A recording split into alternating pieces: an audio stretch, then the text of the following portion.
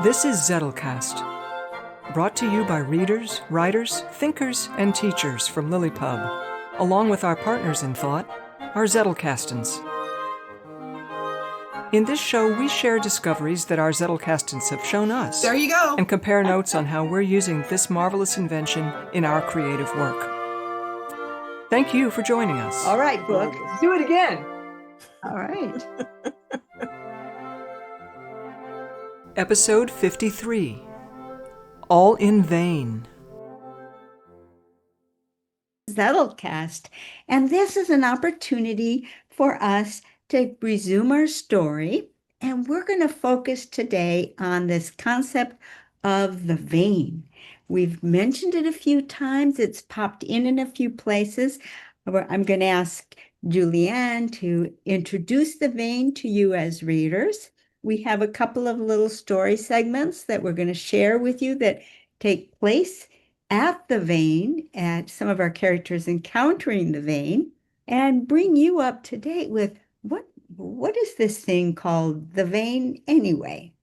So, Julianne, do you want to give us an introduction to this interesting object in Lydia? I do. And this story that I'm going to read to you introduces the vein to the readers of the book.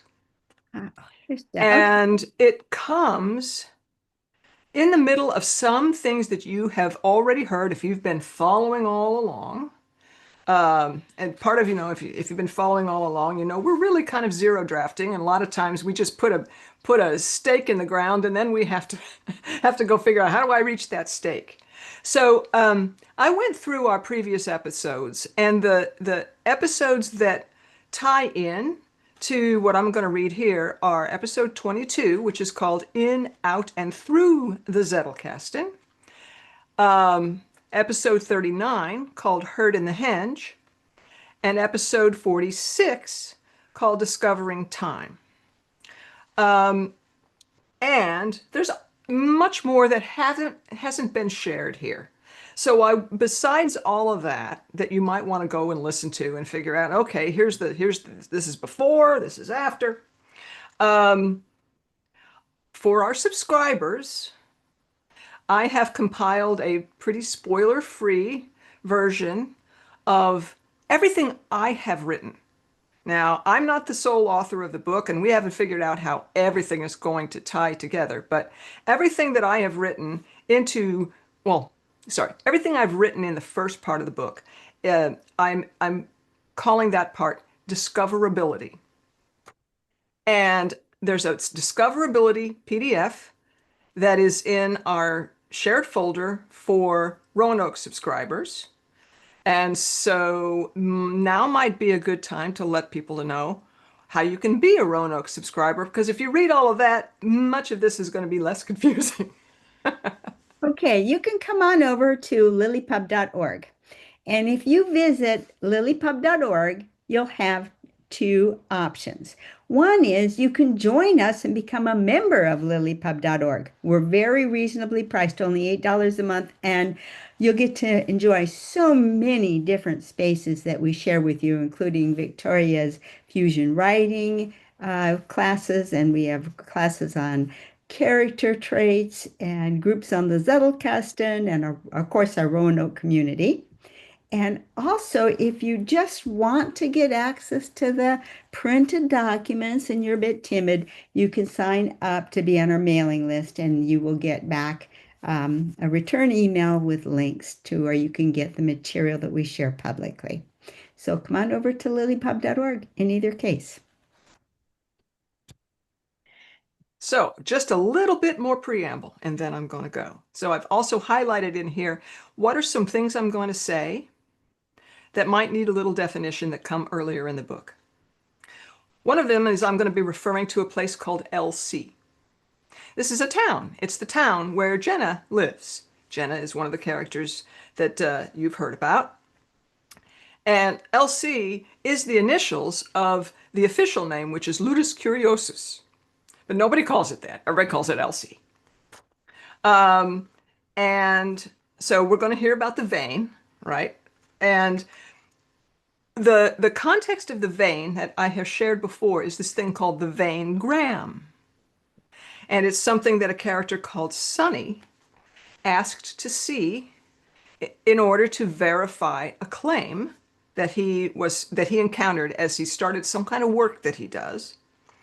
And the claim was Lydia, the planet that they all live on, Lydia is having fun.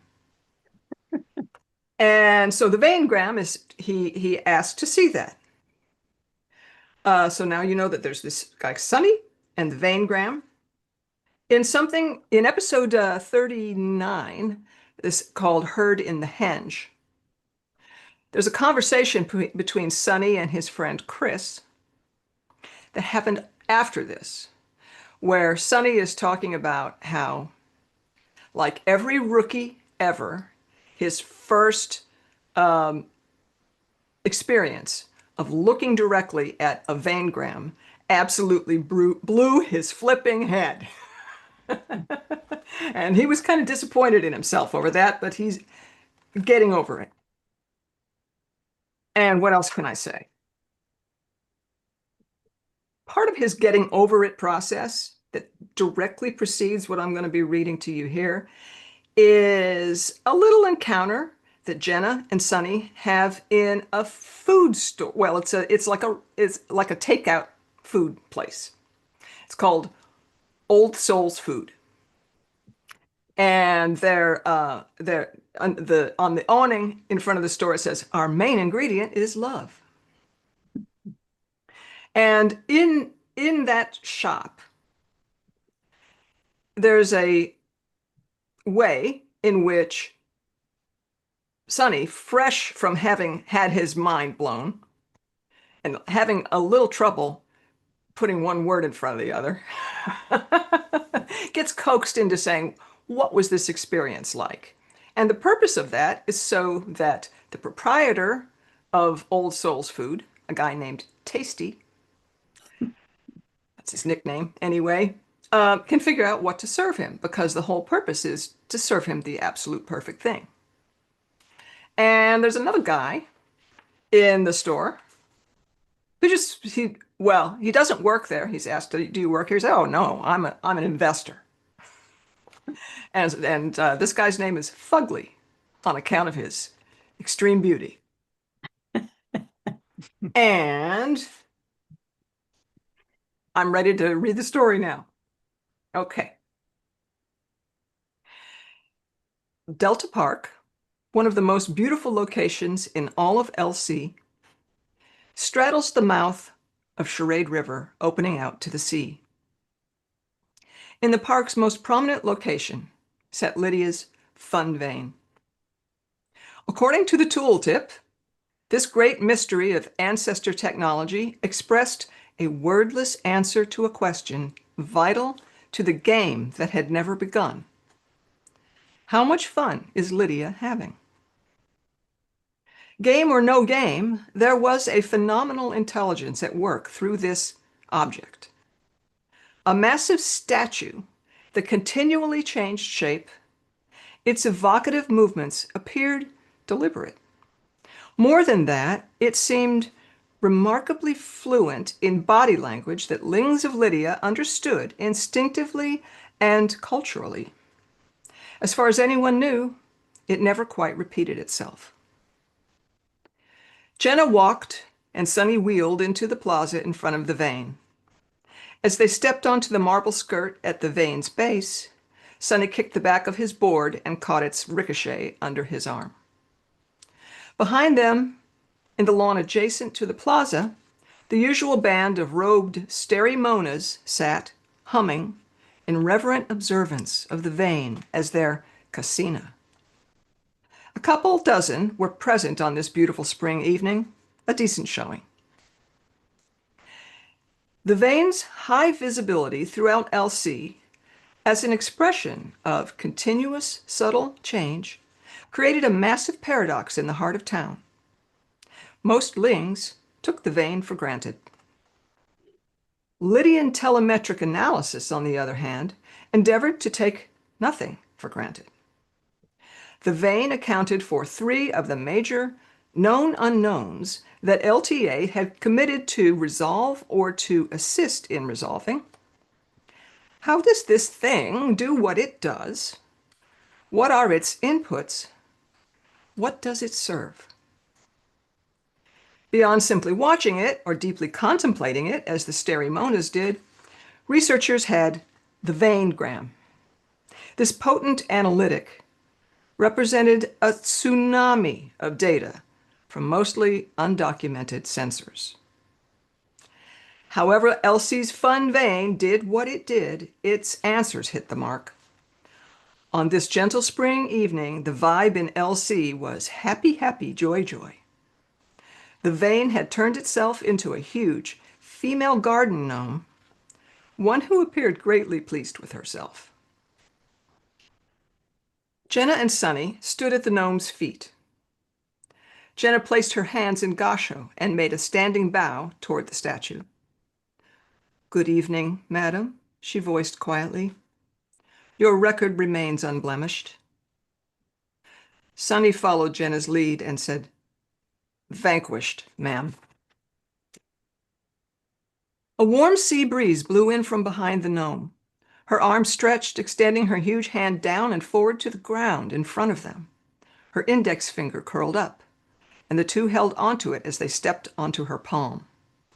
Slowly, gently, the vane lifted them up and up, higher than many of Elsie's rooftops. She swiveled her wrist and tipped them out and onto a restful spot for two on the brim of her hat.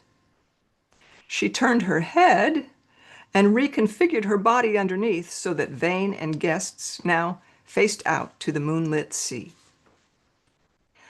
Behind them, the Stereomonas were treated to sleepy wagging of the vane's fuzzy green tail. Jenna opened the bag from Old Souls, "We deliver," and handed Sunny his paper-wrapped parcel, some kind of savory-filled pastry that promised nourishing bliss. Jenna's serving was an assortment of nut and fruit-covered cheeses, just the ticket after the melange of experiences she'd lived through this day.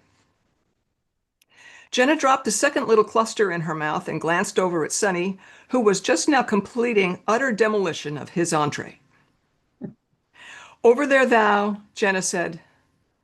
"I'm a slow eater. Maybe you'll enjoy watching this while I finish up." She passed a code to a recording, only accessible via an unpublished link in the Yi of Lydian telemetric analysis. "What is it?" Sunny asked. "Oh, oh." And the Jenna Sunny Thou was newly consecrated with an intimate outpouring of howling and pining and sniffing and flailing and jabbering, and Sunny was not going to be able to hold it in. He tried valiantly, but the laughter just had to erupt. He'd have pissed his pants if he hadn't let it out, and that was a close call. Jenna snorted at the portrait of guilt he directed at her. Too funny. She said, "Please, enjoy, for real." Sunny saw that she meant it and let go into the full third-person view of Jenna's first vane fascination.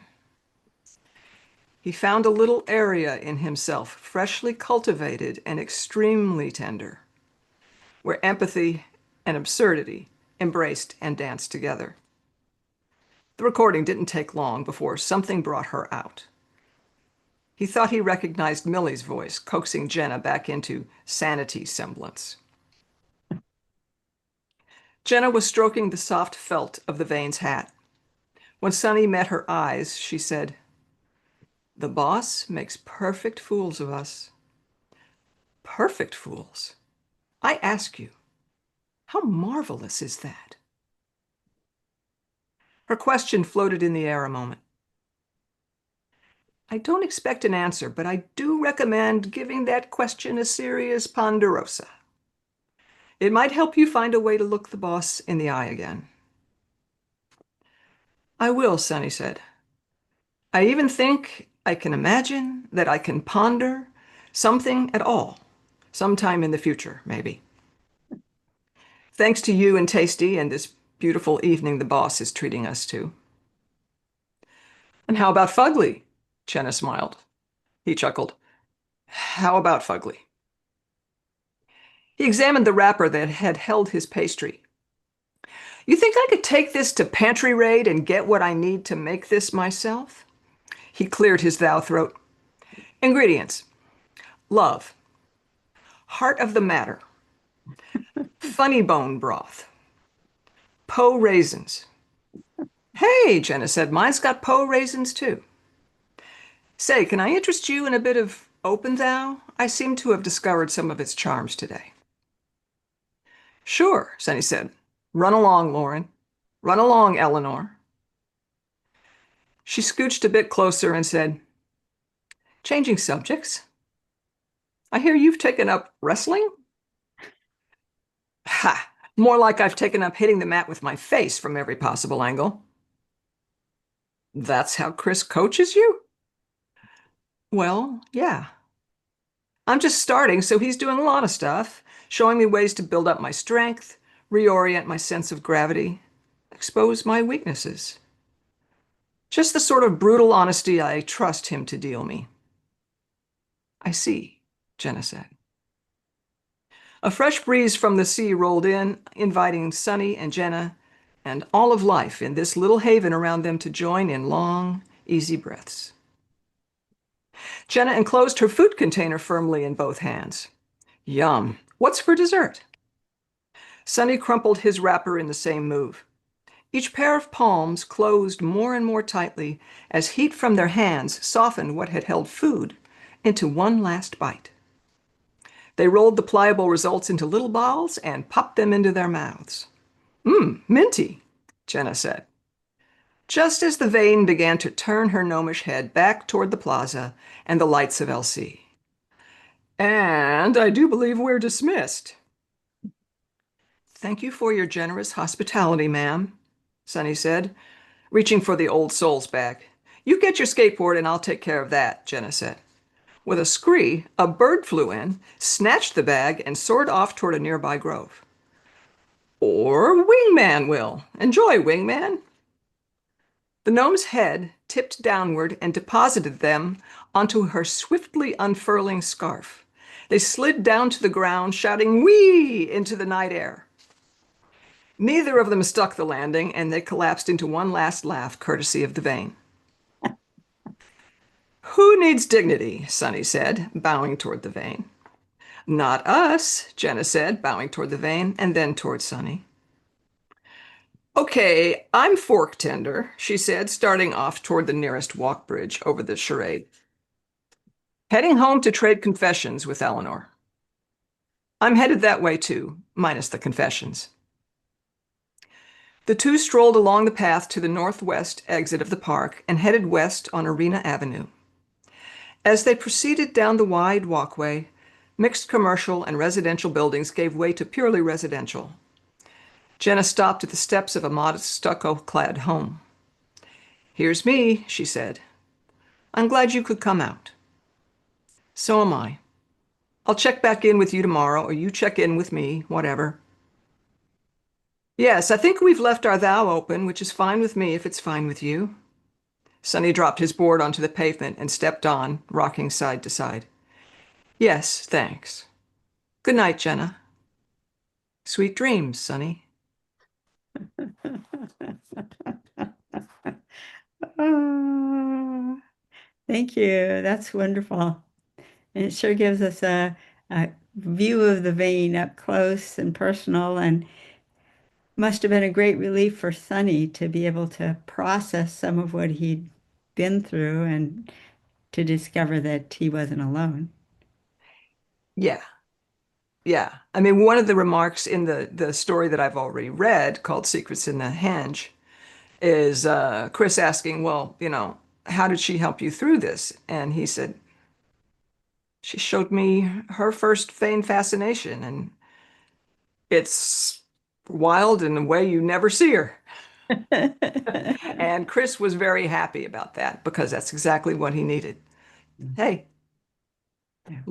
you can get through this.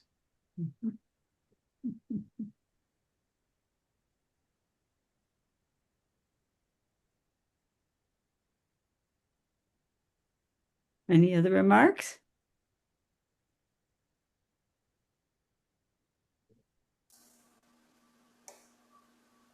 I love the additions. I just want you to move in with me and just read to me all the time. Is that too much? I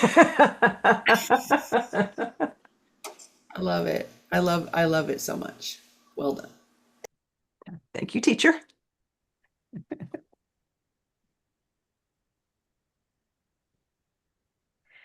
Well, then I'll go ahead and read mine. In the story that I'm going to read, the background for this is it's a kind of a third person, but almost a monologue. It's very, very closely connected to what's going on in the mind of the character. Victoria just did a series in fusion writing on narrative distance, and this is about as close up as you can get in narrative distance without slipping into first person. It's that close to being first person. And the character is Helen, and she's a rather stodgy, middle-aged woman. She's been on Lydia for as long as anyone. She's been there 19 years. And she came with her husband, who desperately wanted to play the game. And she let herself be talked into joining him, even though she's just wasn't a game player. All she ever wanted was to be a housewife and a mother. And so upon an assurance that that would be possible, on Lydia, she came with him, and indeed it was possible. And she raised three children, whom she thought would be very sensible kids. But of course, they turned out to be more like their father, than like her. But recently, she had an experience in the henge, if you heard the earlier story, where she encountered a task that seemed to have this uneven time requirement to accomplish, and to the point where she realized that time was playing games with her, and unmistakably playing games with her. And it's kind of shaken her to the core. And now, where we pick up the story, she is walking home from work. She lives about a mile and a half from work, and routinely walks to and from work unless the weather's just really inclement. So she's counting on this time to get her head a little bit clear. And this is where we pick up. That evening, Helen left the henge feeling quite shaken.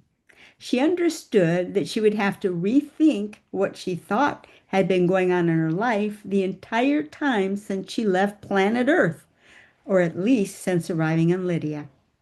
She headed on foot down the busy thoroughfare that joined the henge with Delta Park, her head lost in thought.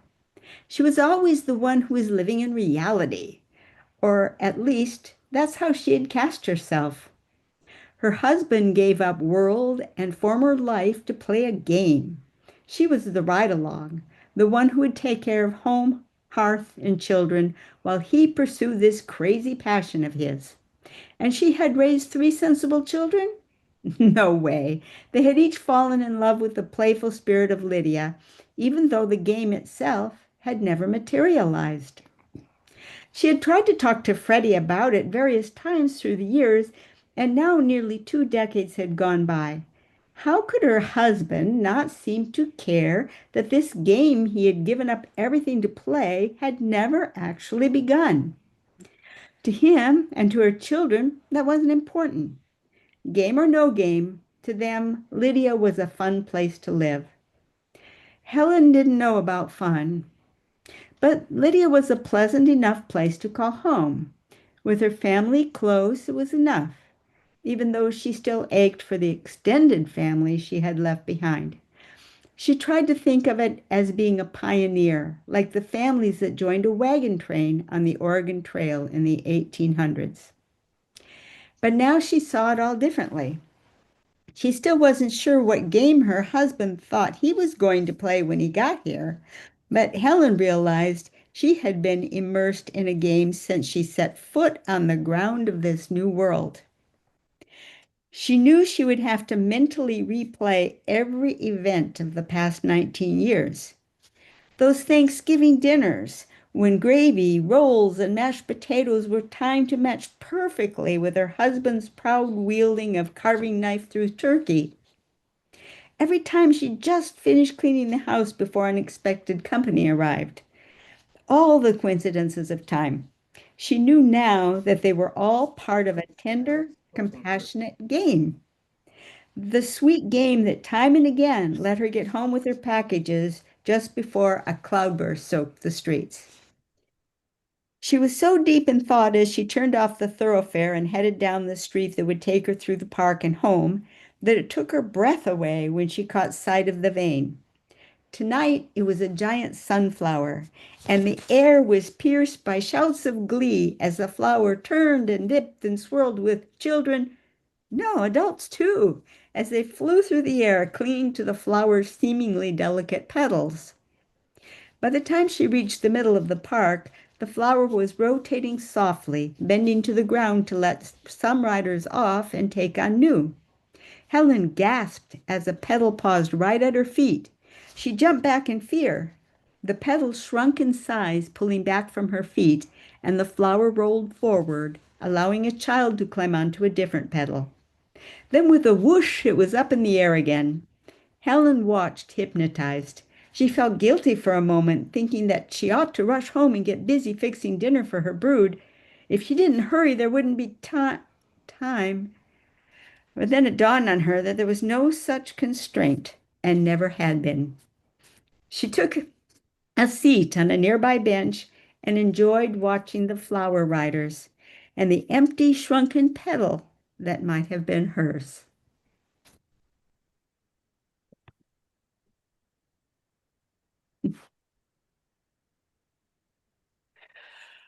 I love that. Love that. I mean, it's we in terms of your goal with the narrative distance, really feel like we're there with Helen working this all out without it feeling like, you know, lots of exposition. It just feels very nice to be with her. And you know, we're all going to have ideas of what the Fun Vane is going to present.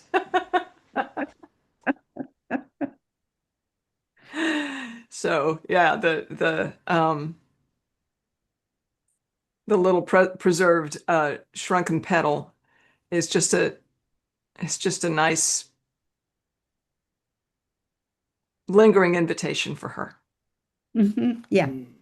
And she didn't feel it with regret. I almost wrote that in words, but she didn't look upon it with regret. Oh, I could have been there. She looked at it more like huh, maybe I'll be in that kind of a position at some time in the future. Nice. Yeah.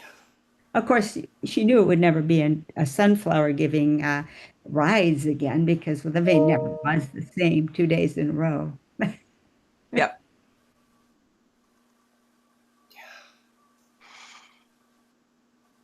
I echo what Julianne said. She took my comment, which is it feels just right. It without overly explaining, it puts you right there at the right distance. So well played.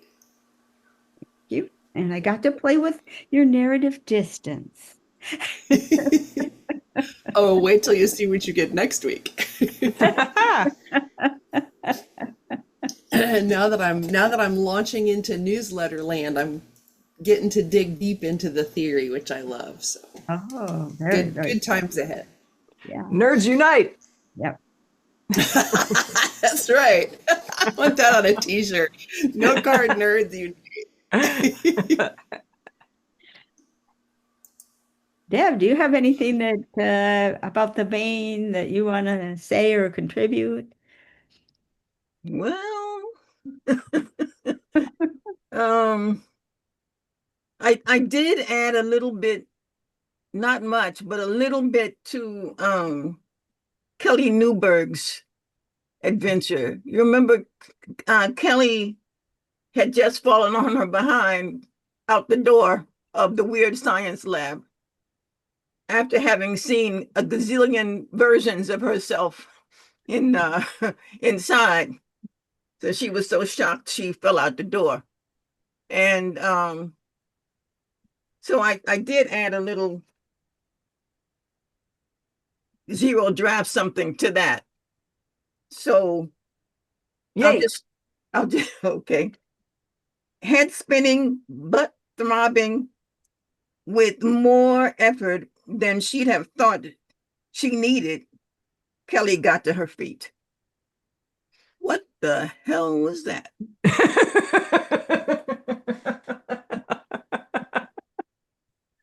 All the while, of course, knowing she'd just seen her life in all its vivid, vibrantly colored, textured, and nuanced possibilities.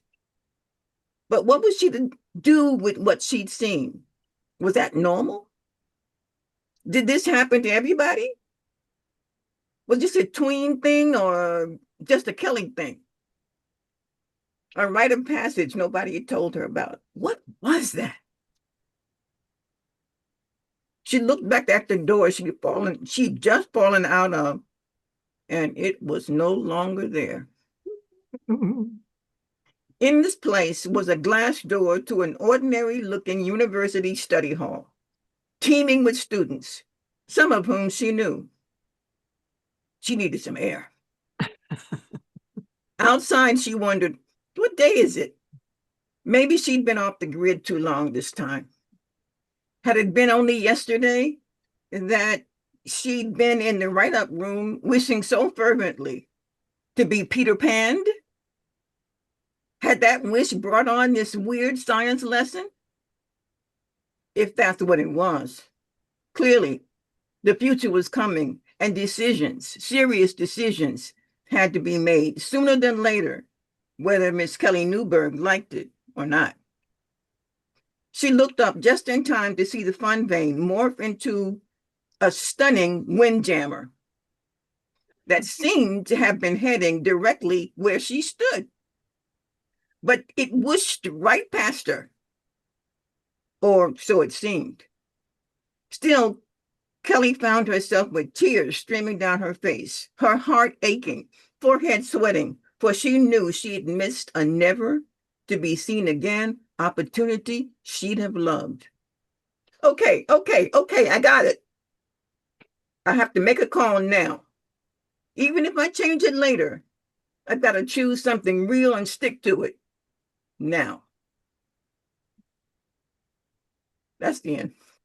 I don't know, lady. Your zero drafts are publication quality in my book. Thank you for that. Yeah. Yeah. Wow. Wow. 3 different close encounters with the vein. Yep. Yeah. I love your hint that maybe she hadn't missed her chance. Yeah. She was heartbroken, but she knew it was her fault because she was procrastinating. She wasn't doing what she's supposed to be doing. And even if she made a wrong decision, she had to do something. Yeah. And that was the lesson learned from the weird science lab. Yeah. Ah. Lovely.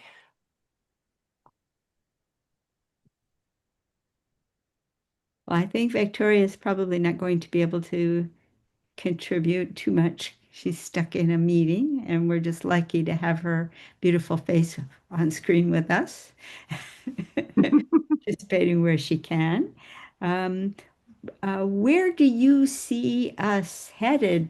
Can you give a little preview for our Roanoke fans, Julianne, of where you see this going for our next episode in the near future as we bring this story to our readers, to our viewers and readers? Well, I think that all of these 3 stories point toward sequel possibilities, of course. Like, okay, and then what happens? What did she do? What did he do? Sonny is going to traverse his own personal path along the same route that Jenna did, where she's not a babbling, sniffing, howling fool now. And she's able to look at the the Vanegram, without that effect. So it's a process. And, there's something I want to say about writing technique. And there's probably a name for this, because I'm an ignorant person about writing, I've got my own term for it. And it comes from something that I did in my corporate life. So those of you who have been in corporate life know that there's something that you need to do now and then, that goes by various names. A strongly worded message to a coworker, and perhaps copying other people in that coworker's management chain to establish boundaries of some sort. And your sense that injustice has been done. And so when you want to write that, of course, it's a minefield, because if you send a flame, it can be really career limiting in a corporate culture. I mean, in some corporate cultures, it's like, yeah, go for it. But in the one that I work for, where they want people to stay around for a while, they're looking for people to be able to work through those things well. So the technique that I used and shared with my coworkers for 20 some years working in a big corporate place was this. You write everything you want to say. You let it all out, and you verbalize it as well as you can with, all your righteous anger that you feel in there. You don't hold back. Then you take the pause that refreshes, and you go back. And if you just take out all the adjectives and the adverbs, you're left with the facts, and they stand on their own, and they somehow convey what needs to be conveyed without being namby-pamby and apologizing for anything. It's like, this is what happened. Just take out the adjectives and adverbs. It's like a mechanical process. So now, why am I sharing this? Well, it's useful if you're still in corporate life to try that. It works. At least it worked for me. But so my name for this mechanism, now that I've extended it out to this writing of a kind of a mysterious story, is the Jenga method. If you know the game of Jenga, you see what you can pull out and it still stands.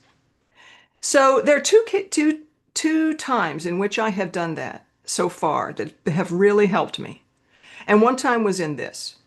The other time was in a story that I've shared on Fusion Writing and is in the Discoverability PDF, where Sunny actually talks about what happened in Old Soul's Food. In that one, I just wrote out, if Sunny could say it, what would he say? And then go back and say, well, Sunny can't say it. So how does it get out anyway? And so that was my Jenga. In this one, it was, what does Jenna know? And what does she want to just very subtly help him see?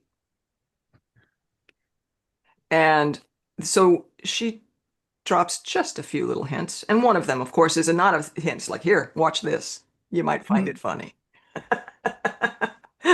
But that is really helping me a lot, because especially with the Zettelcasting, because there are a lot of things was like, I know what's going to be the truth that they discover, but how do I just, we're still in the early part of the book. How do I just say enough where it's there to connect the dots later on for the characters and for the readers?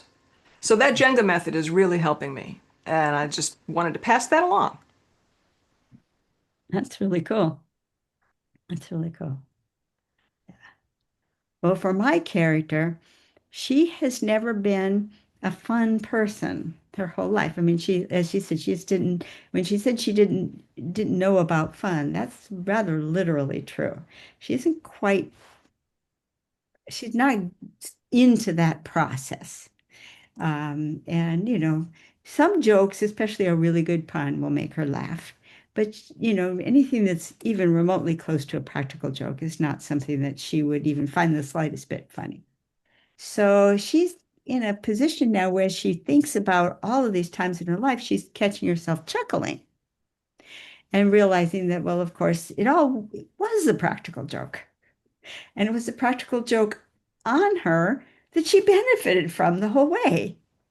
Instead of being the kind of a practical joke where a chair is pulled out from under her, it was the kind of a practical joke where she had no good reason to expect a chair and one arrived. Mm. And so she's going to have to decide what she wants to do because she has two very, very clear paths open to her. She knows there's a game being played. Her husband, and who came to play a game, doesn't know there's a game being played. And her children, who know that Lydia is a fun place, just enjoys the fun aspects of Lydia, and they understand that they can play games easily in Lydia. So a game is something they institute and play with their friends, and they don't think of a big game. So now she gets to choose, does she want to go the serious route and try to connect up with other people through hints and innuendos to find out who else knows that there's actually a game being played? And is she supposed to try to figure the game out? And as Julianne likes to talk about the known unknowns, does she want to investigate the known unknowns? Or does she want to just drop all that seriousness? I'm middle-aged already. When am I going to have fun in life? Connect in with the spirit of her husband and her children, start having fun. And that's going to be like a midlife crisis for her. Mm. That's great. There's a lot that can happen there. Mm-hmm.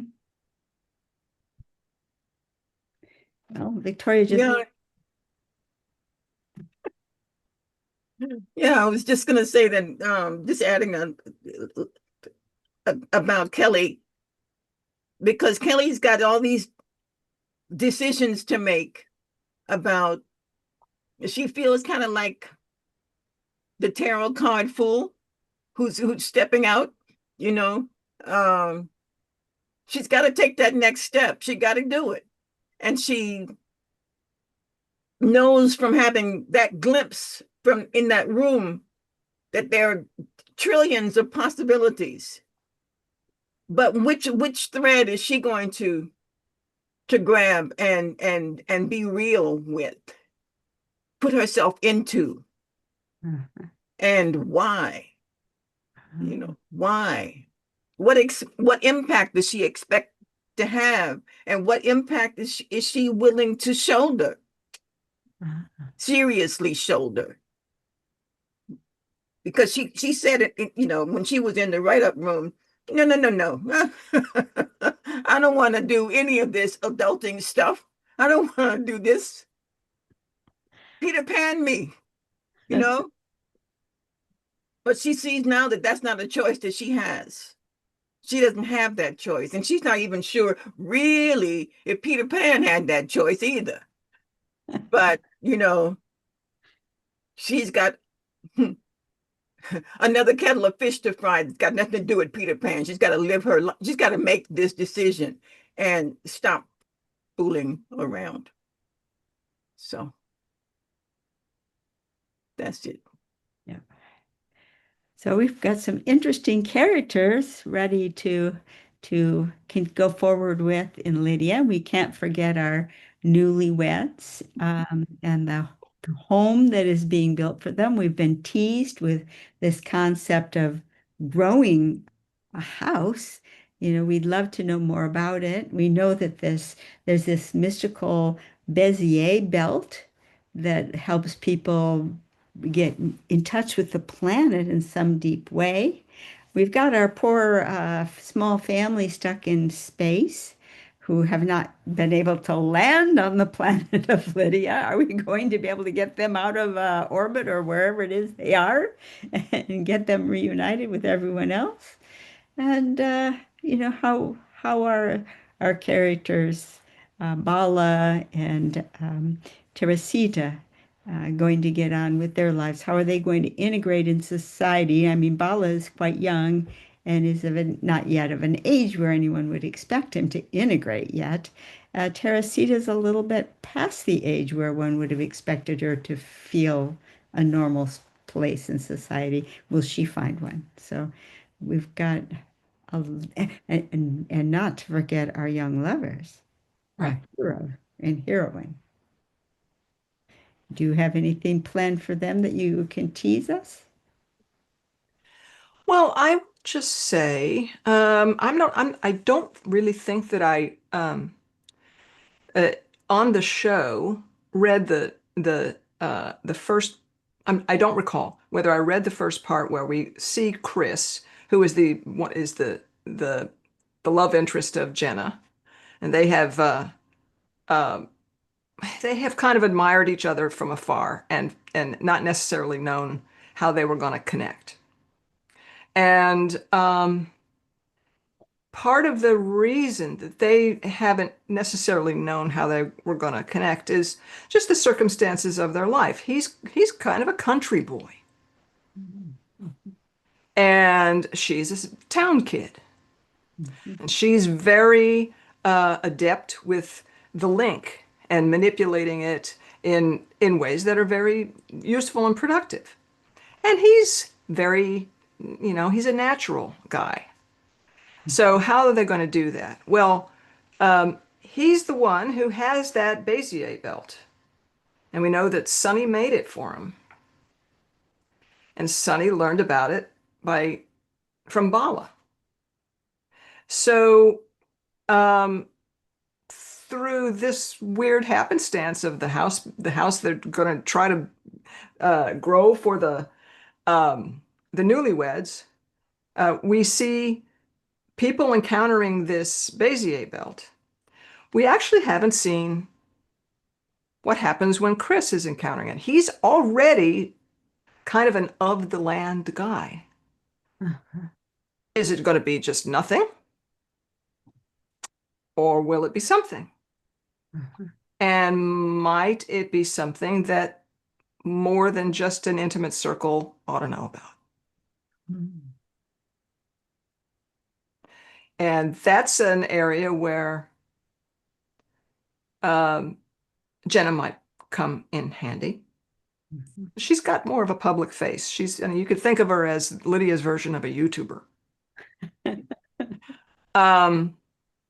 And then there's how Chris might be able to help Jenna, because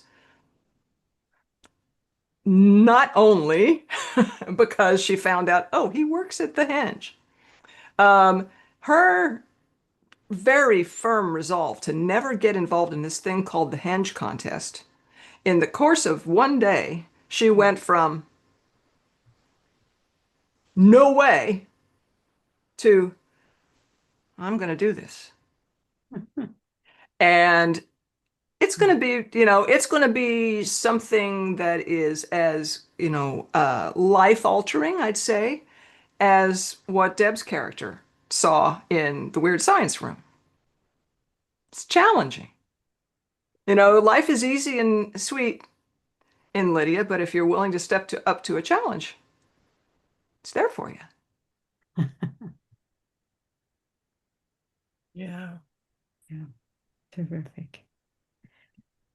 I got another character. Well, no, I mean, you guys know him. It's Gigi. Oh. And Gigi, I haven't written it yet, but it's in my head that he has his dream. Oh. And Well, that's all I'm going to say. He has this dream, and that's the segue into this world. Awesome. Love it. Yeah. Oh, maybe he's going to join the game. Well, Ooh, he's very much into games. I mean, so yeah, uh, yeah, yeah. yeah, might be a spot on a ship headed for Lydia Mm, Or something. or something. Yeah. Wow, who knows? This will be interesting to see how he connects. Yeah. yeah, yeah.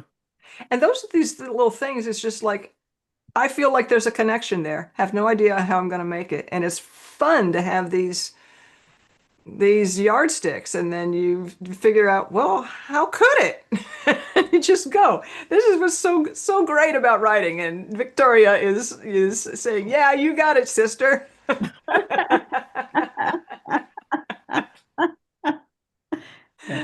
It's great not to have to know Mhm. until you start writing, and then you learn. Yeah. Yeah. Everybody thinks you have to know. You don't. Not knowing is the point. Writing is getting there between the points. That's all it is. Yeah, you're one of us now. Yeah.